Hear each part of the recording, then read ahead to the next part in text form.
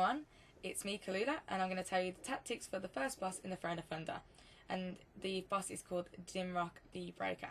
Now with this boss, it's a 2 tank fight, 3 healers and 5 DPS.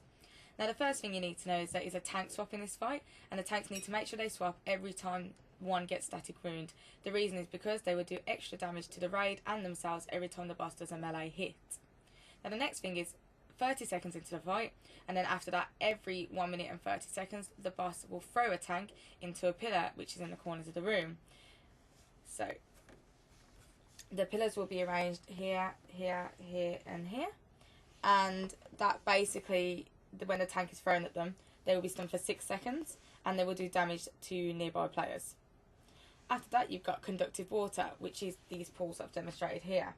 Now the pool, when the pool spawns, it will start to get bigger and bigger and bigger, and it will continue to fill the quarter of the room that it's in, so people just need to remember that, and that happens over the course of a minute.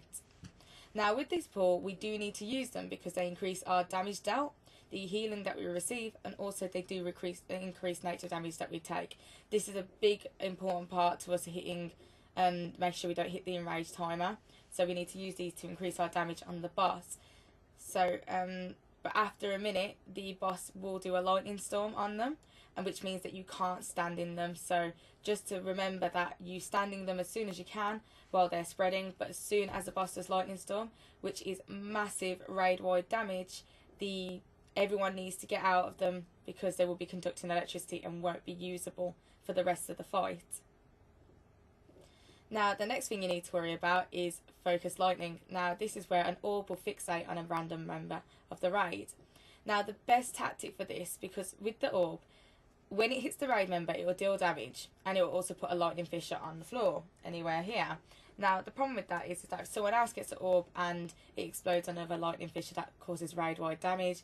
If the orb hits a conductive water, it causes massive damage, and if the conductive water spreads on top of a fissure, that causes a lot of damage. So as you can see, this causes quite a bit of hassle. Now the orb will reach you. There's no way of kiting it for a too long a period of time. So tanks and DPS and healers need to make sure that they're at max distance that they can be. So what we want to do with the orbs is that when you get an orb fixated on you, you want to run it to the drains which are in the rooms, and they're at the edges of the room, just demonstrated here, and you just want to make sure that you get that on the drain, because the conductive water will never hit it and they'll be well away from anything else. So that is the safest thing we can do. If an orb fixates on you, get to the drains and make sure that it hits you there, and that will be the least amount of damage. So as I said before, once conductive water's been up, everyone has to beware.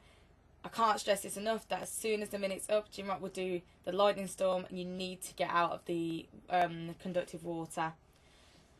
And then it will cause damage anyway, but it will wipe the raid if you don't get out.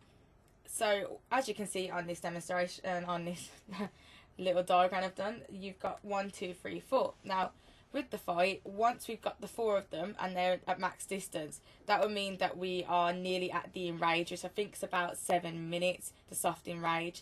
So once these are all lightning stormed and we can't use them, we're generally just going to have to hopefully have killed the boss, or use our common sense, because there'll be orbs coming at us, so we're going to have to stay kind of grouped up. The only safe place really is going to be in the middle, but we won't have long.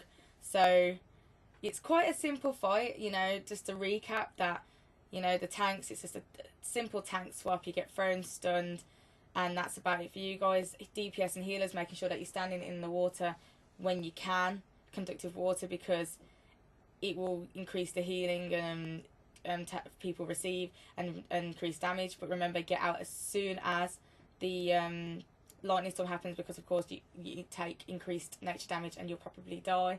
With the orbs, make sure that you're kiting them to the drains, and just DPSing, healing and doing our best. So that's the tactic for the first boss. I hope this diagram's helped, and I hope the tactics have helped. So see you.